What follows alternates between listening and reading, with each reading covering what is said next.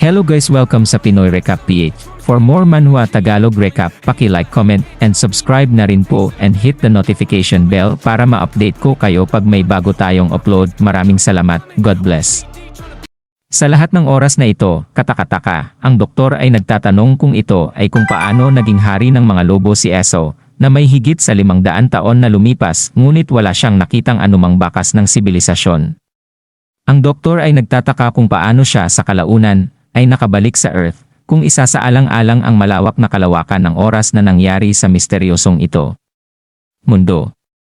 Ang labanan para sa kontrol ng Moon Hill sa pagitan ng Sospak ng Red Wolves at ng mga Guerrilla ay nagsimula sa pagitan ng matinding labanan. Sinisingil ito ng isang gorilla, ngunit marahas siyang gumanti, tinalo ng gorilla na may hawak na kutsilyo, determinadong ibagsak ito. Gayunpaman, sa isang iglap ay biglang nagbago ang eksena.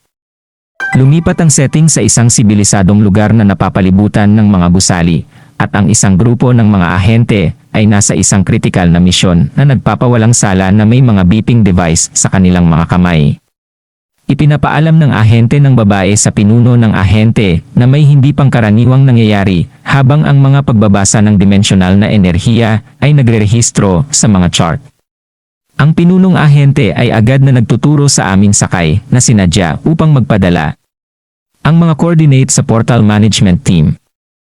Na ginagawa niya ng walang pagkaantala ay pinahintulutan ang pagdagundong. Ang tunog na sinamahan ng isang pagsabog ng napakalaking kidlat ay nagpapahiwatig na ang portal ay nasa bingit ng pagbubukas. Mabilis na umatras ang mga nasasakupan sa magkasalungat na direksyon, hindi sigurado kung ano ang maaaring lumabas mula sa portal. Habang bumukas ang portal, napakalakas ng puwersa kaya napatalikod silang lahat. Desperado na sinisikap na protektahan ang kanilang sarili mula sa anumang maaaring dumating sa gitna ng kaguluhan, matapang na nagmartsa ang ahente ng ginang patungo sa portal na itinaas ang kanyang espada, at ipinahayag na siya bibili ng oras para makatakas ang natitirang bahagi ng koponan. Ang mga nasugatang subordinate na nakahiga sa sahig ay gumagapang pasulong, ginagamit ang kanilang mga telecom device para maglabas ng desperadong tawag para sa tulong.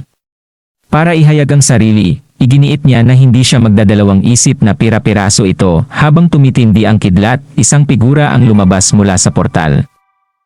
At ang kanyang mga kamay, na nakatutok pa rin sa kanyang espada, ay nanigas sa kinalalagyan, na iniwan siyang hindi makagalaw.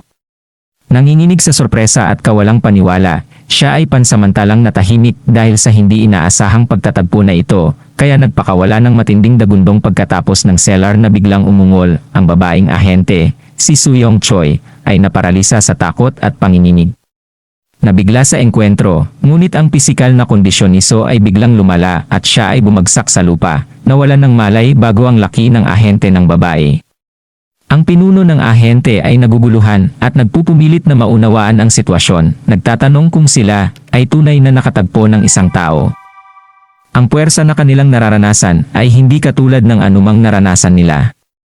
Nahigitan kahit ang bangis ng mga halimaw na nagmumula sa matataas na ranggo ng mga piitan, habang tinitingnan ni Suyong Choi ang walang malay na figura ng nakahandusay sa lupa, hindi niya maiwasang hindi magtaka kung sino ang taong ito. Napagtatanto na kontrolado na ngayon ang sitwasyon, nagpasya ang mga ahente na tumawag ng ambulansya para asikasuhin ang misteryosong bumalik na kanilang natuklasan. Pinahinto ng doktor ang recording device na hawak niya at pinuri ito sa kanyang mahusay na pakikipagtulungan. Sa panahon ng patotoo, ipinaliwanag niya na ang Sovos account at kasalukuyang katayuan sa kalusugan ay ibabahagi sa bumabalik na departamento ng kontrol. Tiniyak ng doktor upang maging matatag ang kanyang kalusugan at asahan niyang malalabasan na siya sa ospital sa loob ng ilang araw dahil aalis na ang doktor. Tinawag siya ni So na mapaglarong tinutukoy siya habang ipinapahayag ni Baldi Doc Su ang kanyang pasasalamat sa pagkakaroon ng isang pakikipag-usap sa isang sibilisadong tao pagkatapos ng pakiramdam ng 1,000 taon. Taos-puso siyang nagpapasalamat sa doktor sa pakikinig sa kanyang hindi pangkaraniwang karanasan. Ang doktor ay mainit na tumugon na ito ay kanyang kasiyahan at nagpapahayag ng pasasalamat kay Solo para sa pagbabahagi ng isang kapansin-pansin at mapang-akit na kwento ng kanyang 1,000 taong pakikipagsapalaran bilang isang mandirigma ng ligaw. Kasabay nito ay umalis ang doktor na sumasalamin sa kung gaano kawili-wili ang isang pasyente. Naniniwala siya na taglay niya ang talento sa pagkukwento at naiisip niya ang isang matagumpay na kinabukasan para sa kanya bilang isang manunulat, lalo na kung siya ay magsulat ng isang nobela na may ganoong matingkad. Sa opisina ng kanyang pinuno na nagpapahayag ng pag-aalinlangan tungkol sa katumpakan ng data tungkol sa kaya't iminumungkahi niya na maaaring may pagkakamali sa impormasyon ang pinuno. Pagkakamali. Hawak ang isang card sa kanyang kamay, nabasa ng Lady Agent Shold na ang ESO ay nauuri bilang isang EF rank. Kinukumpirma ng ulo na ang data ay talagang tama at ipinapakita na ang ESO ay isang bihirang kaso bilang isang pasyente na may ranggo na idinagdag niya na kung gayon kami ay isang individual na ranggo ng maaari sana siyang makatanggap ng mga benepisyo ng pensyon ng gobyerno dahil sa pagiging mahina sa ekonomiya. Ipinaliwanag ng ahente ng babae ang kanyang alalahanin na itinuturo na ang pagiging isang F rango ay nagpapahiwatig na ito ay isang ordinaryong sibilyan. Sa pagtatanong sa kanya kung paano makakadaan ang isang taong may F rank sa isang portal, iniisip niya kung may isang uri ng pagkakamali. Ang ulo, habang tinatap ang screen ng kanyang tablet, ay tumutugon na ito ay isang posibilidad, ngunit bihira rin dahil kung minsan ang mga bumalik na bato ay natuklasan ng mga bumalik. Aksidente, habang nagtatago o iba pang hindi inaasahang pangyayari, ipinapakita niya ang isang tala na natanggap niya mula sa doktor na nagpapahiwatig ng kanyang sarili. Ay na-diagnose na may PTSD, isang nagpapakita ng mga sintomas ng mental disorder, paminsan-minsang tulad ng lobo na pag-ugali, at pagiging nakulong sa isang matingkad na mapanlikhang mundo na napagkakamalang. Katotohanan. Ang terminong wolfish behavior. Pinapataas ang interes ng mga ahente ng babae na nag-trigger ng isang pag-alala sa sandaling ginawa siya ni Soror. Sa kanilang pagtatagpo, iniisip niya kung maaaring mali ang pagkakaintindi niya. Naghahanap ng paglilinaw, tinanong niya ang kanyang ulo kung ito ang file ng nagbalik na nagngangalang support. Kinumpirma ng ulo ang kanyang hinala na nagsasabi na sa kabila ng pagiging isang F-rank, siya ay talagang isang returnee. At dapat nilang sundin ang mga naitatag na pamamaraan ng naayon. Mahigpit na hawak ng ahente ng babae ang file at iginiit na personal niyang ihahatid ito sa gayon. Ang ulo, na naiintriga sa kanyang desisyon, ay nagtatanong tungkol sa dahilan ng kanyang pagpupumilit na ihatid mismo ang isinampa. Tumugon siya na nagpapaliwanag na gusto niyang makita ang reaksyon nito at ay verify muna ang impormasyon. Ang ulo ay tila nalilito sa kanyang kahilingan at nagtataka kung ano ang maaaring mag-udyok sa kanya na gawin ang bagay na ito ng personal pagkatapos ng 2 linggong nakalipas. Ang mundo ay nakahiga sa kanyang kama sa ospital, nakaramdam ng labis na pagkabalisa sa hindi pamilyar sa kanyang paligid. Pinag-iisipan niya kung ano ang susunod niyang gagawin dahil ang pagbabalik sa dati niyang buhay ngayon ay tila isang mabigat na hamon. Sa sandaling iyon, pumasok ang isang nurse sa kanyang silid na may dalang tray na nag-aalok sa kanya ng isang pagbati sa umaga at ang kanyang pagkain. So was hunger takes over. And he starts devouring the food hungrily, almost like an animal. Sa kalagitnaan ng kanyang pagkain, pumasok si Lady Agent Joy sa silid at kinumpirma kung nakaparada siya. Nagulat siya sa paraan ng pagkain nito, ngunit nagawa niyang ipakilala ang sarili bilang si Soy Young Choi mula sa Returning Control Department. Habang sumisinghot ng hangin si Eso, ang kanyang amoy sa blonde na buhok ay nag-trigger ng isang pakiramdam ng pagiging pamilyar. Nagtataka, bumaba siya mula sa kanyang kama, umupo tulad ng isang lobo sa tabi ni Miss Joy at sinisinghot siya, sinusubukang alalahanin. Ipinaalala sa kanya ni Miss Cho na siya ang unang taong nakita niya nang bumalik siya at napagtanto niya ang kanyang pagkakakilanlan. Naalala ni Miss Chua kung paano naging ganap na mandaragit si So nang lumabas siya sa portal at pinagmamasdan siya habang siya ay bumalik sa kanyang pagkain. Dinilaan ng plato at ipinahayag ang kanyang kasiyahan, hindi niya maiwasang magtaka kung nawala siya sa kanya. Hawakan sa pakikitungo sa mga bumalik na tulad nito. Kaya't ang kanyang mga braso ay nakatiklop sa harap ng kanyang dibdib, totoo ang mga tanong tungkol sa layunin ng bumabalik na departamento ng kontrol. Umupo si Choi sa tabi niya sa kama at tinutukso siya dahil sa pagiging mapilit sa murang edad. So correct, sir, stating that he is actually over 1,000 years old, should realize So is indeed a patient. Pagkatapos ay nag-slide siya at information sheet at isang panulat sa harap ng isaw na nagpapaliwanag na ang bumabalik na control department ay isang institusyon ng estado na tumutulong sa mga bumalik na tulad niya sa muling pagsasama sa lipunan. Naglalaman ang sheet ng mahahalagang impormasyon na dapat suriin ng mga bumalik. Pinayuhan siya ni Choi na suriin ang kahon ng kasunduan sa pagbabahagi ng impormasyon sa bawat pahina at pagkatapos ay lagdaan ito. Kaya naman curious na kinuha ang panulat at sinimulang singhutin ito na binabanggit na napakatagal na niyang hindi nakita ang isa sa mga ito. Siya ay nagmumuni-muni tungkol sa kung paano pa rin ginagamit ng mga tao ang mga panulat pagkatapos ng 1,000 taon. Nalilito dahil sa kanyang pag-uugali, tinanong siya ni Choi kung bakit niya sinisinghot ang lahat. Kaya huminto pa rin sa pag-aayos sa mga modernong bagay na nagsimulang mag-scribbling sa sheet short humihimok sa kanya na huminto. The geneticaliso explains that it has been 1,000 years since he encountered such items. Sa kabila ng mga pagsisikap sa pagpili na gabayan siya, nagpupumilit si So na maunawaan kung saan susuriin o pipirmahan ang sheet. Iniisip niya kung siya ay isang maninira sa lungga o ano at tinutulungan siyang mag-check-in sign, ngunit sa huli ay nagsusulat pa rin siya na naiinis. Binansagan siya ni Choi na isang kumpletong bird brain. Para sa kanyang kakaibang pag-uugali, sa sobrang pagkadismaya, hinarap ni Chill si Soho na nagtatanong kung kumuha ba siya ng mga aralin sa sining habang siya ay wala. Habang ang kanyang doodling ng isang perpektong lobo sa sheet ay nagulat sa kanya. Kaya mahinahong ipinaalam sa kanya na mayroon siyang artistikong kasanayan bago pa man siya umalis sa Earth. Nagtataka, ngumunguya ng mga koro kung may natutunan pa ba siya habang wala siya, gaya ng magic, enchantment o martial arts. Sumagot siya na siya ay nakatira sa isang kagubatan, kaya walang ganoong matutunan at ang pangunahing focus niya ay ang pag-survive bago pa makapag-elaborate si Eso. Sumabad si Choi na nagbubuod na gumugol siya ng 10 taon sa pagtakbo para sa kanyang buhay, kaya nanatiling tahimik, hindi pinagtatalunan ang kanyang palagay. Pagkatapos ay ibinahagi ni Choi ang impormasyon na para maging isang tunay na nagising. Bumalik na may kakayahang dumaan sa mga portal. Kailangang pumatay ng isang halimaw at sumipsip ng dimensional na enerhiya nito. Gayunpaman, sa kaso ni So, tila nakaligtas lang siya sa isang mapayapang dimensyon at pinalad sa pamamagitan ng paghahanap ng isang pabalik na bato upang dumaan sa portal. Naniniwala na siya ngayon na nagkamali siya tungkol sa kanya, kaya tama si Sir na isiniwalat na wala siya sa gubat. Sa loob lamang ng 10 taon, sa halip ay gumugol siya ng 1,000 taon doon. Si Choi, na nakakaramdam ng inis, ay nagsabi sa kanya na huminto dahil talagang nainis siya sa kanyang mga pahayag. Ang pag-angkin ni Aponso na gumugol ng 1,000 taon sa kagubatan, mahigpit na itinutuwid siya ni Choi, na nagsasabi na 1,000 taon lamang ito, hindi 1,000, kaya tila naguguluhan sa paghahayag na ito. Bumalik.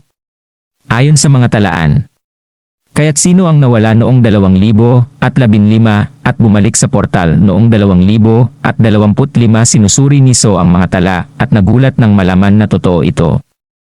1,000 taon na lang ang lumipas simula nang mawala siya. Pagkatapos ay ibigay ni Choi ang kanyang ibinalik na e-identification card. Nagpapaliwanag na ito ay sinadya upang mabayaran ang kanyang mga bayarin sa ospital at dapat siyang magulat kaagad kung mawala ito bilang. Sa pamamagitan ng dokumento, lubusang tinitiyak na naunawaan niya ang lahat ng impormasyong ibinigay. Ipinayo ni Choi na bumalik sa kanyang pamilya kapag maayos na siya. At ang nakakagulat na balitang ito ay pinupuno ng pag-asa na ang kanyang pamilya ay maaaring buhay pa sa panahon ng kanyang oras sa kagubatan, kaya nawala ng pag-asa. Naniniwala na kung siya ay bumalik sa Earth, ang kanyang pamilya at mga kaibigan ay hindi nabuhay. Nang sa wakas ay bumalik siya, kinailangan niyang harapin ang masakit na katotohanan na nawalan din siya ng kanyang pamilya sa kagubatan na kasama niya sa loob ng 1,000 taon. Gayunpaman, sa kanyang pagkabigla, nalaman niya mula sa ulat na 1,000 taon na lamang ang lumipas mula noong araw na nawala siya sa mundong ito. Natuklasan niya na ang kanyang ina at ama ay namatay dahil sa isang dungeon break sa parehong araw. Iniwan siyang nag-iisip tungkol kay Genos na puno muli ng pag-asa ang kapalaran, kaya tumayo at nagmamadaling lumabas ng silid, determinadong hanapin ang kanyang doktor. Habang nagmamadaling nabangga niya ang mga taong dumadaan, binalaan siya ng mga nurse na hindi siya basta-basta makakapasok sa mga lugar na tulad niyan pagpasok sa klinika ng kanyang doktor. Sinundan si So ng nurse na iginigiit na hindi siya basta-basta na lang pumapasok. Nakilala ng doktor si Soin, nagtanong tungkol sa dahilan ng kanyang pagbisita, kaya ipinaliwanag niya na kailangan niya ng tulong ng mga doktor dahil naniniwala siyang buhay pa ang kanyang kapatid at gusto niya. Para mahanap siya, hinihiling niya sa doktor na pirmahan ang kanyang release form upang simulan niya ang kanyang paghahanap. Gayunpaman, ang doktor ay nagpahayag ng pag-aalala na nagsasaad na hindi siya naniniwala sa gayon ay ganap na handa na muling isama. Sa lipunan, iminungkahi niya na naghihintay si Eso sa ospital habang sinusubukan nilang alamin ang kinaroroonan ng kanyang kapatid. Kaya, gayunpaman, ay tinutukoy na hindi nito nakikita ang pangangailangan na humingi ng pahintulot ng doktor para sa kanyang mga aksyon. Sa wakas, pumayag ang doktor na maglatag ng isang kondisyon para sa napaka-curious, kaya nagtatanong kung ano ang kondisyon na handa nang tanggapin kung ano. Kahit kailan ay maaaring mayroon ang doktor, kaya umupo sa taksi na nagpapahayag ng kanyang pasasalamat sa doktor para sa lahat, sinasabing may utang siya sa isa. Sumagot ang doktor na walang problema, sigurado, upang sila ay mag-usap muli sa lalong madaling panahon. Pinayuhan ng doktor ang driver ng taksi na mag-ingat dahil hindi pa ito ganap na gumagaling, at pagkatapos ay umalis na sila, pabalik sa opisina ng doktor. Nagtataka pa rin ang katulong ng doktor sa ginawa ng doktor. Lumapit si Rankin at binibigyan siya ng pera. Hindi niya maintindihan ang dahilan sa likod ng hindi inaasahang pagkabukas palad nito. Tordsell, lalo na kung isa sa alang-alang na ang mga nagbabalik na niraranggo sa F, ay karaniwang napapansin ng bumabalik na control department. Binanggit din niya ang ugali ni So na tawagin ang doktor na Baldi. Ang sagot lang ng doktor ay interesado siyang makarinig pa ng mga kwentong eso, tila nabigla ang assistant nurse, nagtatanong kung gusto ba talaga ng doktor na marinig pa ang tinatawag niyang kalokohan. Sa halip na direktang sumagot, pinakiusapan siya ng doktor na ayusin ang sirang hawakan ng pinto na nasira. Sa kanyang pagbisita, ipinaalam sa kanya ng assistant nurse na siya ay inilagay na sa isang kahilingan para sa pag-aayos at napansin ang hawakan ng malaking pinsala. Dahil sa Eso's extreme force na nakaupo pabalik sa kanyang upuan, iniisip ng doktor na ito ang pangalawang beses na ang hawakan ng pinto ay nasira ng ganoon na nagpapahiwatig na ang presensya ng SOS ay nagdala ng isang bagay na hindi regular sa buhay ng doktor. Sa gitna ng magulong traffic at walang humpay na pagbusina ay mabilis ang takbo ng taksi sa unahan. Sa loob ng taksi ang LED screen ay nagpapakita ng mga nagbabagang balita. Naguulat ito ng isang maling kalkulasyon sa oras sa isang break ng portal ng Dongjeon na humahantong sa isang baha ng mga halimaw na tumatakas sa isang hindi protektadong field malapit sa Hongshihan sa lalawigan ng Gangwon sa 3 oras PM ngayon.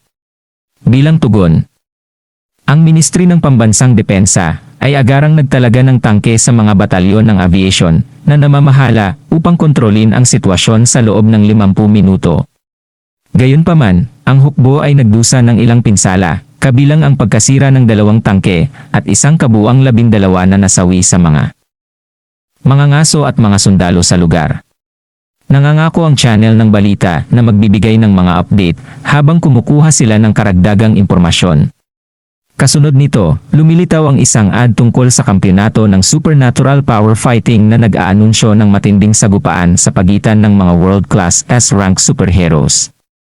Ang SPF Championship, na niraranggo sa ika-34 sa buong mundo, ay nagtatampok ng kakilakilabot na Russian Brown Bear na si Michael Corvus na nakikipagkumpetensya laban sa kanyang kalaban, na niraranggo sa ika-48 sa mundo na kilala bilang Beyond Horizon. Ipinahayag ng trooper ng taksi ang kanyang pananabik nang marinig ang balitang ito. Nagpatuloy ang patalastas na nagpapakita na ang mananalo sa laban na ito ay makakakuha ng pagkakataong harapin ang numero. The Lights, ang hamon na hinarap ng flame hero na si Horizon habang kinakaharap niya ang mabigat na Russian Brown Bear na nagwagi sa 7 magkakasunod na laban. Habang nagtatapos ang patalastas ay naalala nito ang binanggit ng kanyang doktor kanina. Sinabi niya kay Soho na ang mundo ay dumaan sa mga makabuluhang pagbabago na naging ganap na kakaibang lugar pagkatapos ng sakuna. Ang isa pang advertisement pagkatapos ay lumalabas na naghihikayat sa mga individual na maging mga mangangaso at sumali sa Sheila Guild, ang ika-negatibo, 4 na ranggo na guild sa Korea na nag-aalok ng mga kahangahangang dibidendo sa pangangaso. Sinabi ng tsuper ng taksi na maaari sana siyang kumita ng malaking pera sa pangangaso sa bukid kung siya ay mangangaso sa halip na magmaneho ng taksi sa pagbanggit sa isang larangan ng pangangaso. Sewell. Ang driver ay nag-click sa kanyang dila at pagkabigo nang marinig ang tanong, sa pag-aakalang ESO ay dapat na nagdusa ng malubhang pinsala sa ulo. Nagulat siya na tila hindi alam ni ESO ang lugar ng pangangaso, kaya sumandal siya mula sa likurang upuan at iginiit na ipinaliwanag ng driver kung ano ang lugar ng pangangaso. Iba pang gagawin sa ngayon. Nagsisimula ang driver sa pagpapaliwanag na 10 taon na ang nakalilipas, ang mga portal sa ibang mga mundo ay nagbubukas hindi lamang sa Korea, kundi sa buong mundo. Ang kaganapang ito ay tinutukoy bilang ang araw ng kapahamakan, na minarkahan ang unang sagupaan ng mga sukat na nagresulta sa pagsalakay ng mga halimaw sa Earth. Humigit kumulang 0% ng populasyon ng mundo ang nawala sa araw na iyon. Simula noon, ang mga halimaw ay lumitaw sa buong mundo, napakalaki ng mga Maginoo na puwersang militar. Bilang isang resulta, ang mga mangangaso ay na-recruit upang labanan ang mga halimaw na ito sa mga lugar kung saan ang mga regular na puwersa ng militar ay hindi maabot ang driver, karagdagang kaalaman, upang ang mga nawala sa panahon ng sakuna ngunit bumalik sa Earth, kilala bilang returnees ay nabigyan ng lisensya ng mga ngaso na nagpapahintulot sa kanila upang manghuli ng mga halimaw pagkatapos makuha ang lisensya sa maraming anyo ng mga guild at ngayon ang lupa ay naging isang lugar para sa kanila upang kumita ng pera sa pamamagitan ng pangangaso ng mga halimaw sa mga patlang o malapit sa mga portal. Ang ilan sa mga halimaw na ito ay nagkakahalaga pa nga ng malaking halaga ng nagpadala ka, humigit kumulang 2,000 USD. Nagtataka, kaya tinanong ang driver kung paano maging isang mangangaso. Ang driver, na medyo nagulat sa sobrang kaseryosohan, ay nagpapaliwanag na ito ay hindi isang madaling gawain para sa mga karaniwang tulad nila. Una ay dapat gisingin ng isa ang kanilang mga kakayahan. Pagkatapos ay kailangan nilang bisitahin ang RCD at lampasan ang pagsusulit sa Hunter, kaya napagtanto na mayroong isang pagsubok na kasangkot. At nahanap na ang proseso ay medyo komplikado. Sa wakas ay nakarating na sila sa kanilang destinasyon at pinahinto ng driver ang taksi. Itinuro niya ang 2-story red brick house sa harap nila, which is ang address na ibinigay sa kanya. Ang driver ay nagnanais na mabuti at umaasa na magkakaroon kayo ng magandang panahon kasama ang kanyang kapatid, kaya salamat sa pagpasok, lumabas ng taksi habang papalapit sa bahay. Napansin siya ng isang matandang babae na naglilinis ng salamin na bintana sa itaas na palapag at nagtanong kung sino siya ay. Kaya nagpapaliwanag na siya ay dumating upang makita Jen. Oh. Ang matandang babae ay nakitang bastos ang solong pananalita na isinasaalang-alang ang kanyang murang edad at pinagalitan siya na sinasabing walang sinumang may ganoong pangalan ang nakatira doon. Pagkatapos ay sinabi niya sa kanya na umalis at sinara ang bintana, kaya nagsimula siyang magtaka kung maling bahay ang napuntahan niya. Sa loob ng bahay, patuloy na nagrereklamo ang matandang babae at tinanong ng kanyang apo kung nandito na ba ang mga nakakatakot na lalaki. Tiniyak ng matandang babae sa kanyang apo na hindi ito ang kaso at inaliw siya na narinig ang kanilang pag-uusap, kaya napagtanto na si Jenu Park, ang kanyang kapatid sa ama ng apo, ay nagtatrabaho ng walang pagod ngunit nababalot pa rin ng utang. Na ito ay talagang mga residente ng Genos. Lumalayo siya habang pinag-iisipan ang mga komplikado ng mundong binalikan niya. Sa ligaw, naghahari ang lakas. Ngunit sa sibilisadong mundong ito, ang pera ay may hawak na napakalaking kapangyarihan na nagpapasimpol sa pagiging komplikado ng pagkawala ng buhay sa tanggapan ng RCD. Natanggap ni So ang kanyang pagbabalik, mula sa isang lady officer.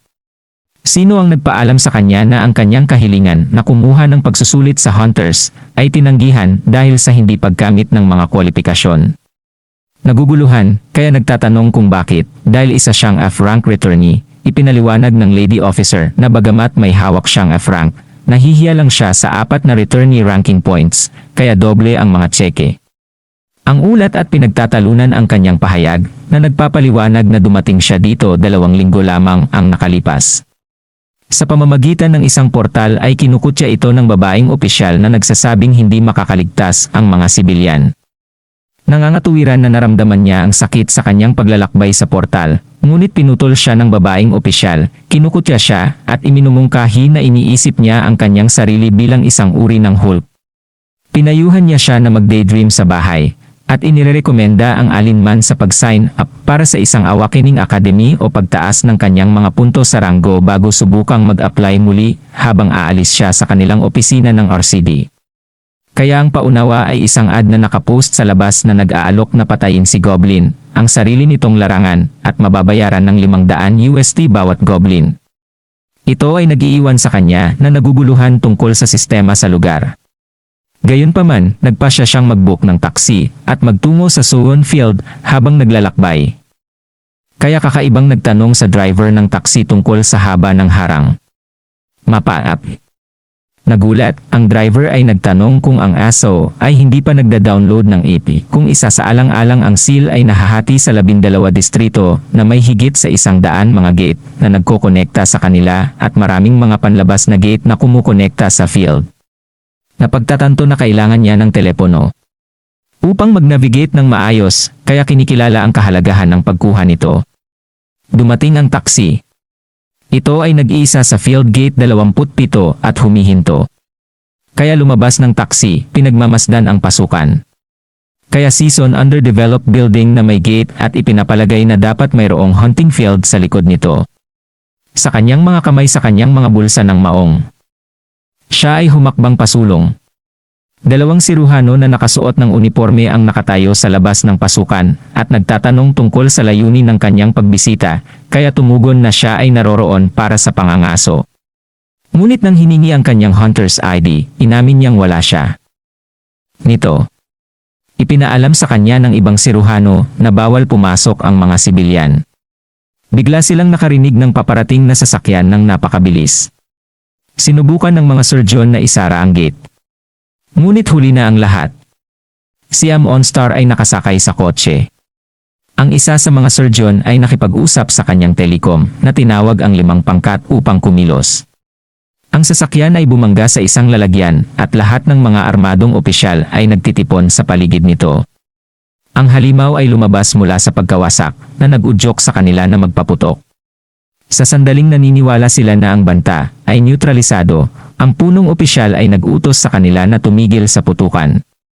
Na nagsasabi na ang sitwasyon ay nasa ilalim ng kontrol at ang kalaban ay naiilaw na may tumawag ng ambulansya sa gitna ng kaguluhan na napansin ng isang sarhento na ito ay nawala at nagtanong sa isa pa.